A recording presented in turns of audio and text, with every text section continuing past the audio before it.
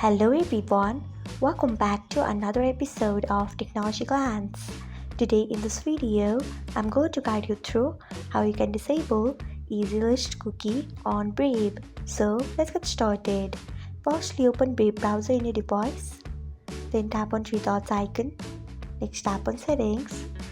After that, tap on Brave Shields and Privacy.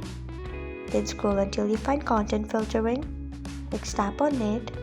After that, you can see the option of EasyList cookie.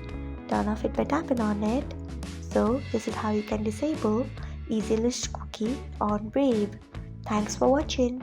If you found this guide helpful, we would love it if you hit the thumbs up button below. We upload great new tech tutorials like this one every day, so do not forget to subscribe to our channel and hit the bell icon so that you'll never miss another update.